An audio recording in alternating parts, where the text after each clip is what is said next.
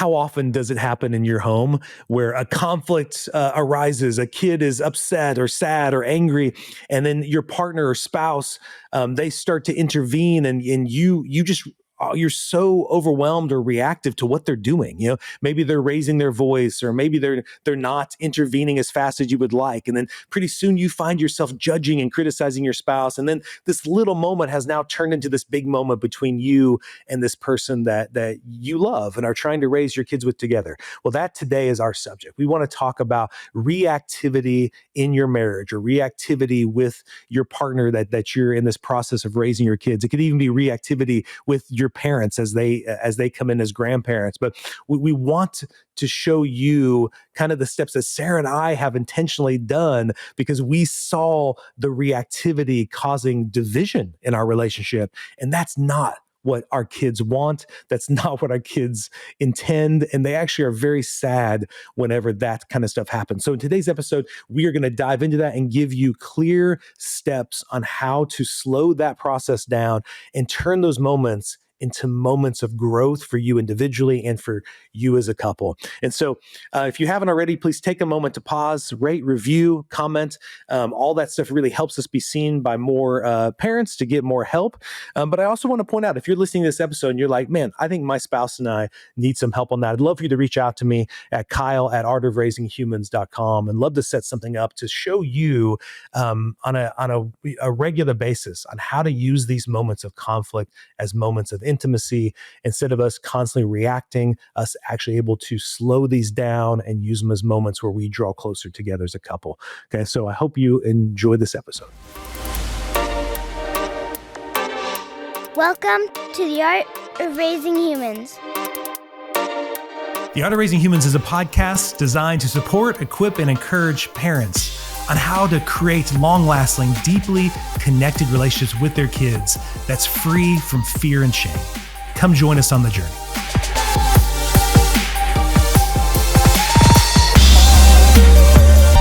Hello, and welcome to the Art of Raising Humans. I'm Kyle. Good morning, I'm Sarah.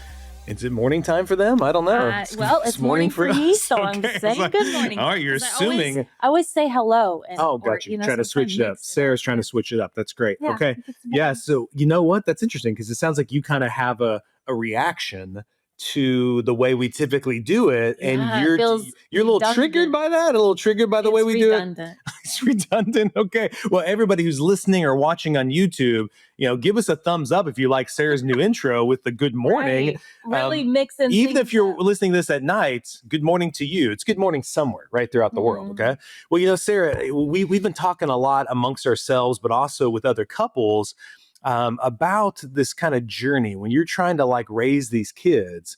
One of the things that really causes a lot of conflict in couples, and it's really a struggle, was for us early on, still can be at times with us. Yeah, I don't know if it'll ever totally go away. Is this reactivity that we can have to each other, Yes, and we've always been pretty specific about our goal in doing this podcast isn't just to give you ways to help your kid, but it's really this bigger picture about the journey you're on as a human being, as you're parenting these people. Hence the art of raising humans. Yeah, includes ourselves. Yeah, and also you're doing it typically with someone else. I mean, I know there are some single parents, but even then, those people I've talked to are triggered by how their mother or father are jumping into You're going to have a teacher, a coach, a somebody that you're kind of on this journey with to some degree. For sure. And there's these moments when parenting is happening. Lots of times it is conflictual to some extent. Maybe the emotions are rising, and there can be a strong reaction to the kid. And then many times there's this other side thing that the other parent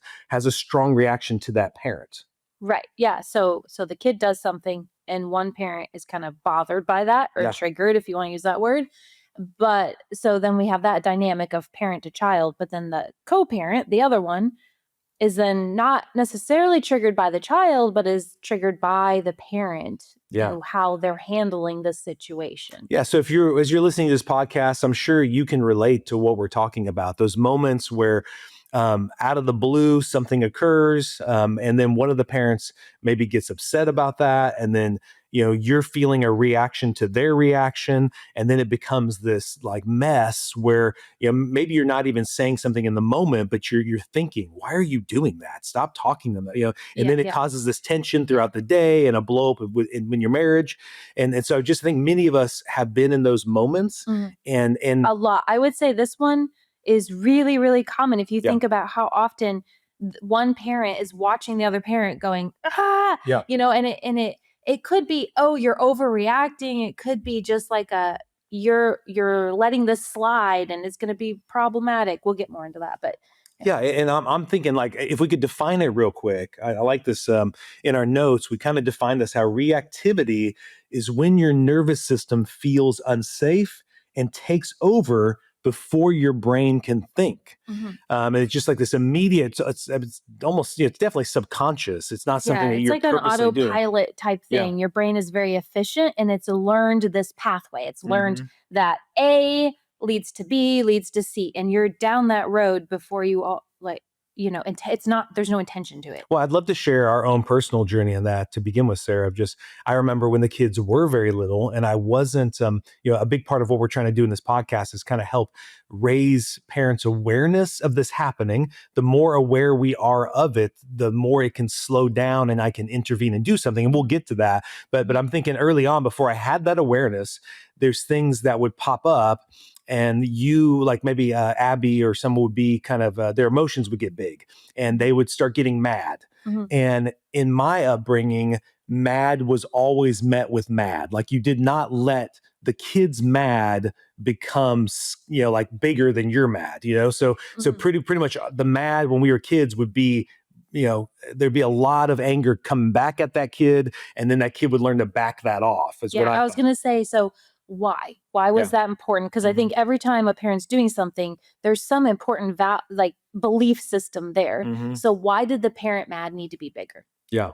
Well, I think in my mind, it was so that way the kids' anger wouldn't then take over the situation. I felt like the kid needed to know who was boss and who there was boundaries. This was the way. You cannot talk to us this way or treat us this way. And right? I want to say, like, to me, it sounds like for you, that was how you created safety. The kid couldn't get bigger than the parent. The parent had to be the biggest in order to keep everything controlled. Yeah. Yeah. And so when I would see you interacting with them, you would probably describe it as you were trying to show the kid empathy and you were trying to be calm with the kid and help the kid do all that stuff. To regulate, use my own calm to regulate. I would see that as weakness, and I would see that as you almost giving permission to them and saying, you can treat me this way. And then that would quickly spiral into, now I've got to jump in and I've got to be a jerk and I've got to act in ways I don't want to because you are refusing to stand up for yourself and you're letting this kid yell at you or whatever I was imagining, right? And typically in my mind, even as we talk about it in reflection, it was much bigger in my mind than I think it was in your mind. Like you didn't think it was that big. You thought, oh, I can handle this. I'm like, okay, so they're having a really big moment. So just some context. I worked with little kids, and little kids have big tantrums, and you had a lot of experience with little kids, much more than I did. Experience, right? Yeah. So I was calm, because like, okay, you're really upset. You couldn't have another cookie. Life will go on. You'll be really upset, and I had a lot of experience, and I was really deep into believing, okay, I'm going to use I'm going to calm you down by being calm myself. We'll get through this. You'll learn you can handle these big feelings. Well, as people hear you say that, it does seem crazy in retrospect. Not only had you had years of experience working, babysitting little kids, working in churches, helping babies. That was my training. That's who I worked with. The age group for me was 0 to 6. Yeah, but you had a long history working at an agency with kids who were dysregulated, had been abused. You'd help these parents. Yet still, I would see you and be like, you don't know what you're doing. Like you are completely screwing this up. Somebody needs to tell that kid, you ain't talking like that. You ain't doing that. See, that's such a good example of, we're using our story, and so everybody listening, you can imagine your own. But, you had this wiring. This was entrenched in your brain. Like, and it wasn't you were a bad person, right? It was, I've got to keep safety in my family. I've got to maintain control, or this worst case scenario is going to happen, Yeah. right? And it was really hard to get from that space to, oh, there's another way Yep. that we can still be safe, that we can still, kids can learn the skills we need them to learn, because we both had the same end goal, Yeah. great relationship with our kids who know how to regulate their big emotions, right? Yeah. And so how did you react to me, though? I think about when I would do that and I would come in, and be angry, be reactive. What was your reaction to me? Now I've got a second moment that I've got to regulate with. Yeah. No, it was stressful because I'm in this moment trying to maintain my sense of calm. And then I don't know that I was always conscious, but I could see, okay, you feel how you respond. I've had people in my own life growing up who did that same thing. Yeah. They were Got bigger big and loud in order to maintain. So it was a familiar. So I think for me, maybe that made it a little bit harder because that would trigger that in me. Yeah. Okay, now we've got the big person coming in with these big emotions telling me I'm doing it wrong. Yeah. And so, on one hand, I could step out of myself and go, oh, this is what's happening. But then in the moment, it would also then, now I've got to manage this too. And there's a conflict here and a conflict here. Well, and I think your tendency would be to back off and withdraw. Because I feel like if I didn't, it was going to make it worse. And then typically that would actually confirm to me that you're being weak and not doing something that's helpful, because now you're like pulling back and now you look intimidated by me and the kid in my mind, right? Yeah. And then I'm like, great, like, can we not both be parents here and stand up to this kid? But I also know you would tell me in those moments that, like, I don't think both of us, I can see that you're being triggered. I think I need to back off because I don't think both of us should be getting triggered. Well, if we both escalate, it's not good for this 3-year-old, this 4-year-old little kid. No, this wasn't good. Yeah. To me, the option of me also escalating was not going to benefit the situation. Yep. Even though I didn't like this option, Yep. it seemed like the other option was worse. Yeah. So let's talk about, there's this concept with reaction. So I'm sure we've kind of described this dance that would happen to us. And in many ways, we're more aware of that. And there are other types of reactions that happen, but that is a real common one that over the years that would pop in my mind, this idea that I needed to get bigger and louder, and you would feel the need to kind of back away and, try to keep the peace. And that was kind of a dance. And then that, obviously, probably a lot of people are familiar with like good cop, bad cop thing, or you have to be this parent and I have to be this parent. And those beliefs and roles of the heavy, Yeah. So talk about when Dr. Dan Siegel, who hopefully soon at some point we will have on the podcast, which is going to be awesome. But Dr. Dan Siegel talks about this window of tolerance. Okay. So can you give a little bit, how does that concept help in moments like this? Okay, so I'm going to just like really oversimplify this. Okay, but, so you can add in some more if you want. But to me, the window of tolerance is that moment where you can feel yourself amping up. Mm-hmm. You can feel, maybe you can't even name the trigger. You just feel something like, oh no, this is something in me. And I want to highlight this because I think a lot of people are familiar with this, like, oh, I'm mad, right? But for me, the more familiar thing is, oh, I need to run away. Mm-hmm. So it's that spot in you where you want to fight, you want to run, you want to just, or fawn, just like, okay, whatever you want. That's kind of my, from childhood, just like, okay, fine, I'll do what you want. That's what I would get with you. And so it's that moment where you're still kind of present and aware of that. And then when you hit past that moment of tolerance, it's like you're down the road. Yeah. It's happened. Yep. So the tolerance is where we're hoping to kind of catch ourselves and be able to move into some regulation. Okay. So the window of tolerance is it's that moment where I can be aware, slow it down, do something different. I can realize something is starting here, but before it heads down the road, I can still do something about it. Okay. And then Bruce Perry, he talks about how stress responses are learned through early relationships, and our reactions often mirror what was once helped us feel safe. And that's kind of what you talked about with me, that my reaction was getting bigger helped me feel safe. And so that's why in this moment, I don't feel safe when my kid is doing this. And so I need to do it. Whereas you weren't feeling that reaction because that's not necessarily something you felt like you didn't feel unsafe in that moment. Yeah. Right. And in my mind, I thought, how do you not feel unsafe? Right. Because in my mind, in my home, sometimes it would get loud and it would be unsafe when we were all yelling.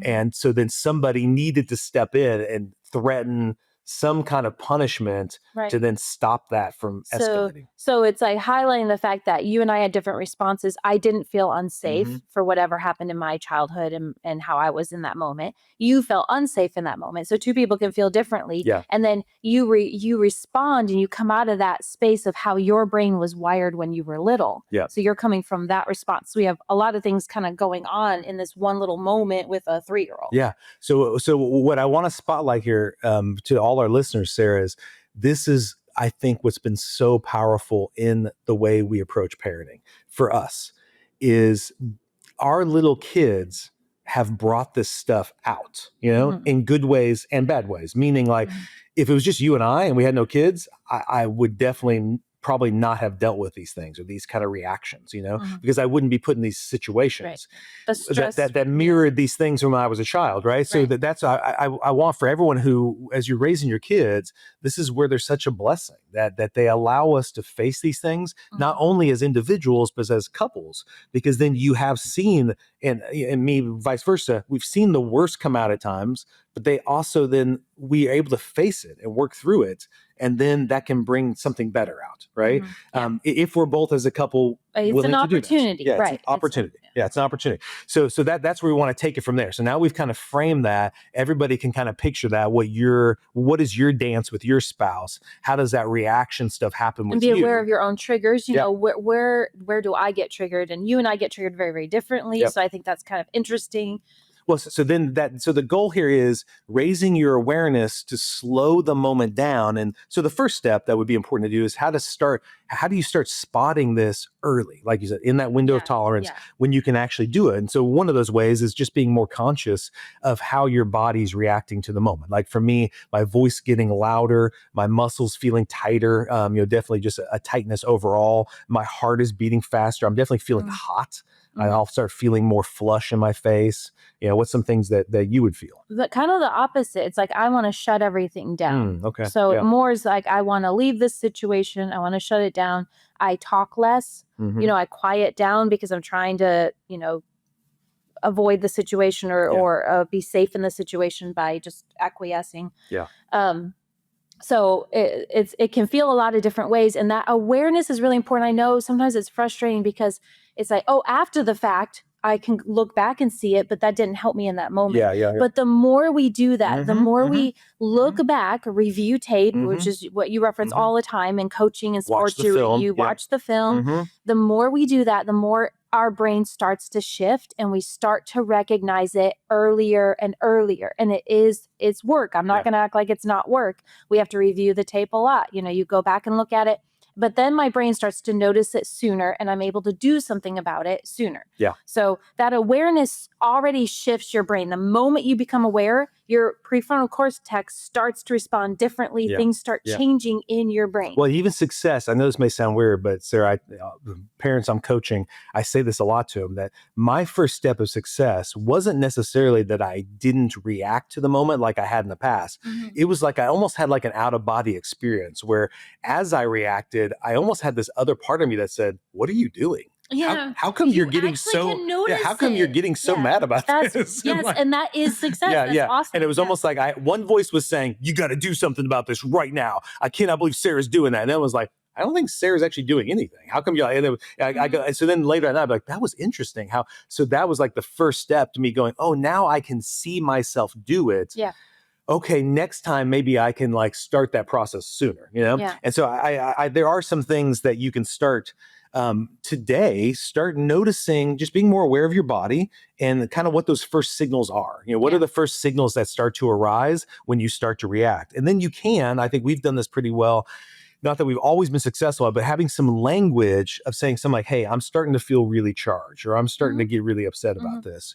Can we pause? Because I'm getting really reactive right now. Yeah. And so having some kind of dialogue or being prepared in advance as a couple to be able to like pause it, back out, know that in this moment, I'm just reacting to my own childhood and I need to get in a better space. And we've had moments like that where we call it like kind of tag teaming. Yep. Yeah. Where it's like, I'm starting to feel that trigger. I'm going to jump out before it gets going down that road, And sometimes we miss it, but And I would say this next step. So after we do that, the next step that you have done really well, Sarah, and has really been helpful in my life is you more quickly than me would be able to shift from a defensive place to a place of curiosity.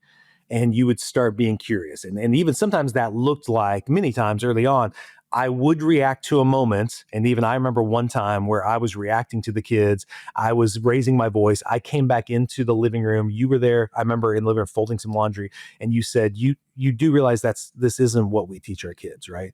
I mean, teach other parents. And I said, oh, I know that. But this is happening. And I just knew I couldn't seem to stop. My anger was like, train had left the station. But in that moment, I was like, the way you said it, it wasn't judgmental. It wasn't critical. It was like, hey, I know the dad you want to be. And I know right now you're not being that dad. And I knew I could come back later and you were going to be able to help me see it differently, you know? Mm-hmm. And so I think that ability for as your own self or with each other to shift from being defensive and attacking to instead being curious. And so like you would say something like, this moment seems really big for you. Can you tell me what's going on inside? Mm-hmm. You know, and that would help me stop and reflect and like, why is this so big for me?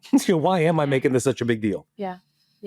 It's that pulling it apart, and if one person can stay present in the moment to help. Well, it's almost like I feel like you would ground me and you would do something that Dr. Gottman talks about. It wasn't like you were trying to agree with my perspective, but you were trying to attune with it and you were trying to help me name it so then I could do something about it. Mm-hmm. Like if I could name it, then I can tame it and I can get control of myself and then teach my kids how to do this differently, you know? Yeah, it starts to pull the power out of it. Yeah. You know, you feel that energy amping up, but the moment you can name it, you can start to feel that, you know, kind of sinking back down and relaxing. Well, and I definitely know I'm not in a good place when my thought process is to somehow fix you or change you, you know? Mm-hmm. And instead, what I felt from you on these occasions when we did this you were being really helpful and really helped me shift, is I didn't feel like you thought something was wrong with me. You instead just thought, Kyle just needs some help regulating his big emotions right now. Mm-hmm. And then I could feel like you were partnering with me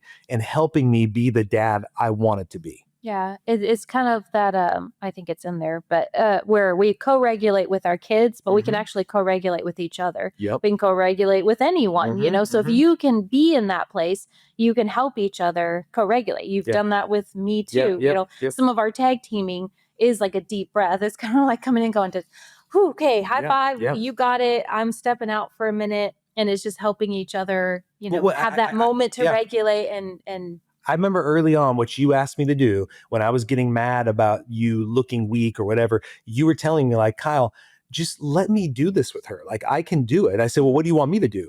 I would ask you to go sit on the couch and just think positive thoughts about me. You know, just think, just send me your positive vibes or pray for me or whatever you can do. Just or you could ask me like, hey, are you okay? Yeah. And then just like, trust that I can learn this, you know, and that was actually and I had done it with other kids, so I was. And then that's what I noticed. Once I sat down and I was no longer reacting, I could hear what you were doing, and I was like, that was actually really good. Oh my gosh, like Abby's now crying, and they're hugging, and they're working through, and like, okay, like maybe I wouldn't have phrased it that way or done it this way, but it's really effective with what she's doing there. And it's staying true to what we said we wanted to do as parents. So then actually like 2 or 3 times of doing that, then I started getting really curious, like, what is she doing that I could do differently? Or how is she saying that? And that's when I really started to see the power of us working together to help each other. Instead of me coming in, criticizing and judging you, I instead was like believing that even the goal isn't here to do it perfect or do it right every time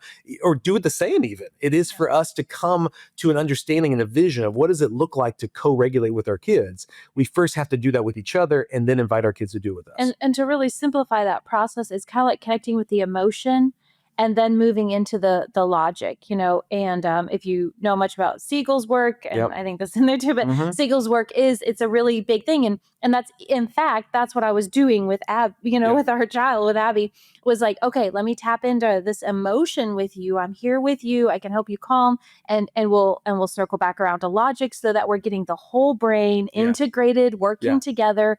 And we still need that as adults. You know, when I'm in a really emotional, tough space, I need to tap into that, give myself compassion for that.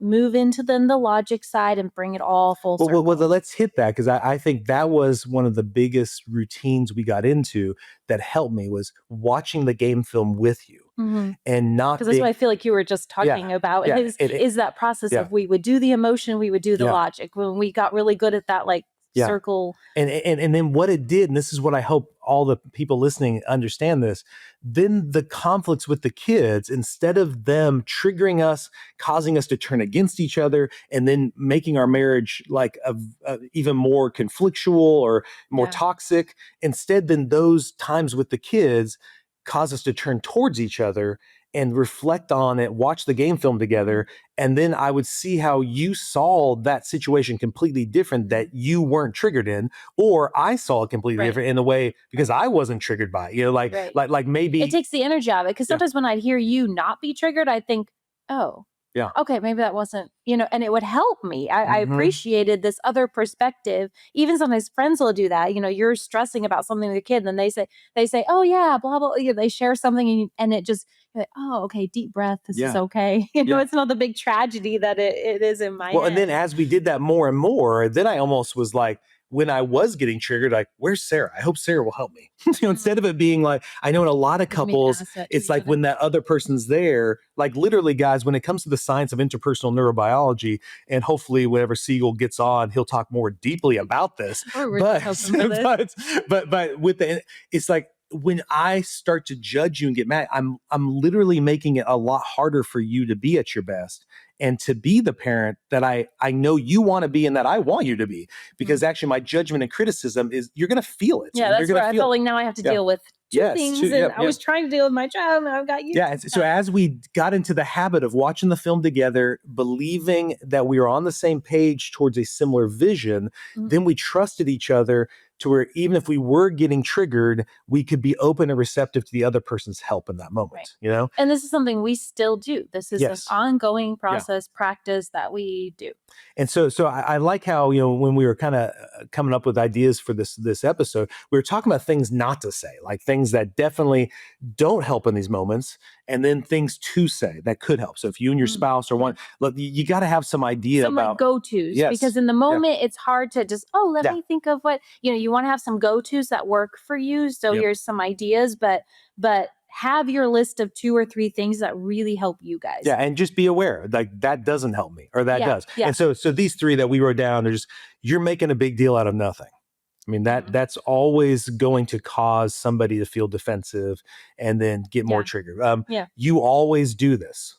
That's that word always, man, because immediately the other person's brain thinks of all the exceptions. So that's not a good place to go. It's immediate conflict of, you said always, now I got to prove you wrong. And, So something along the lines of like, I'm fine, you're the one freaking out. This whole, once again, it's judging you, separating from you. Look at me, I'm so great. You're the problem. I'm killing it over here, right? Yeah. So instead, maybe trying something like this. Hey, we're both activated right now. We're both triggered right now. Let's just take a breath.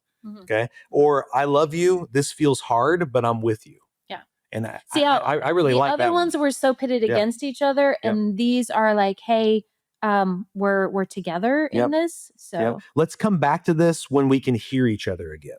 I like that. Let's just take a break. Let's pause. I mean, all the research shows that when we're getting triggered, if we just take about 20 minutes apart, that's what it typically takes for your body physiologically to relax and get back to a better space to where you can see the situation differently, because you're in your and make sure you have that plan ahead of time, because otherwise that one, it can be a problem if one person's like, what do you mean take a break? You need to have that figured out ahead of time. Like, anyone can call for a break at any moment, and that's beneficial to us. We're in agreement. We want to do that. Yeah. And so we've kind of hit upon when these things don't go well, which they won't, still at times it doesn't, still at times I'm caught up getting triggered, or you are, and we turn against each other, right? Is you got to be really intentional about the repair, about coming back and really using, we've talked about this in other podcasts, using that conflict as an opportunity for intimacy, for us to come back and better understand each other. Because the more, the more you're married to somebody, and you're with your kids and you're having these moments, the more opportunities you have to for it to be a revealing process for you as an individual, what your story is that's kind of driving you in these moments, but also it helps your spouse better understand you. And so when I hear, oh, you got triggered because of X, Y, and Z, and that happened in your child. Oh, okay, that's interesting. I could see why you'd see it that way, And so then it brings us together to where that next situation is less likely to blow up because we've done the repair. There isn't all this baggage of you never listen to me or you always do this. It's like, each time that happens, we're going to come back, come close together, talk about it, understand each other, and that's going to help us co-create something different. Yeah. Okay. So then, one other aspect of this that's really important, Sarah, is we want to be able to model to our kids too how to handle when they are feeling reactive. Kids don't actually need parents who never fight. Like I do see a lot of kids at the private practice where they've never seen their parents fight. And so they don't really know how to resolve conflict. They don't know what to do. And so, but they actually do need to see their parents repair after a fight. Yeah. Cause it's not just, we fight in front of our kids. That's fine. No, it is the teaching them the full circle. So you need to be intentional about it. If you're going to have a disagreement around your kids, you need to make sure that you bring that full circle of, one, keep it healthy. We're talking about helpful situations here, safe situations, and that full conflict resolution happens, that full repair happens, because then you're actually modeling a skill to them that when they have conflict with people, they can be safe in that conflict.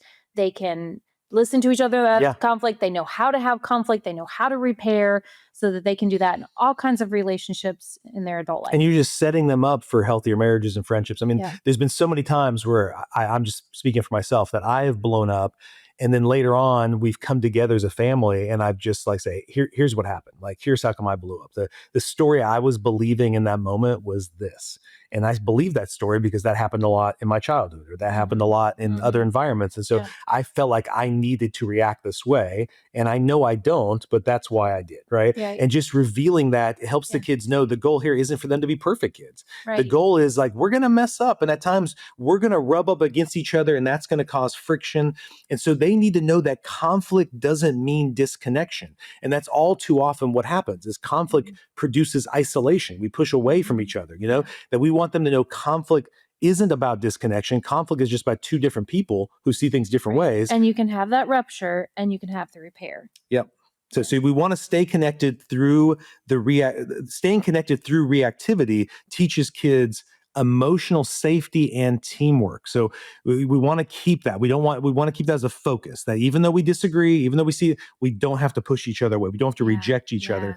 And really what you're eventually doing is showing the kids how to handle big feelings in relationships, not by being perfect, but by intentionally coming back together and believing you can handle that. Yeah. So I hope this was really helpful to all of you listening, because I know these things are so common in everybody's parenting journey. And so we hope you just keep this in mind, that staying united doesn't mean staying calm all the time, but it does mean staying connected, that even in the chaos, even when you are feeling reactive to a situation, you can still stay connected. So it'd be great for you to notice this week, whenever you or your partner are feeling stressed, you're getting triggered, something in you, that you can pause and you can see the pattern instead of just reacting to it. And we definitely, if this information helped you and you also see that other couples are struggling with this, share this episode with them. Please send it their way, because we just want them to know there is a path to where this parenting journey can make your marriage actually sweeter and stronger, but it takes real intentional work to do that. Okay. And in this busy world with everything, it's hard sometimes to be intentional about that. But it's so rewarding. Being on this for a while now, it's worth the work. Yeah. And also we're excited to see how it equips our kids to have even better marriages or better friendships than we had growing up, because they have more tools and they've seen it where, you can disagree and you can still be friends and still hang out, still talk to each other. Chris's whole kind of legacy for a lot. Yes. Yeah. So we thank you so much for listening. We hope your fall is going well, and continue to check in on YouTube and on any podcast platform you listen to, because we are going to continue bringing on some fabulous people, but also sharing information just like this. And we're excited to have you on this journey with us. Have a great day.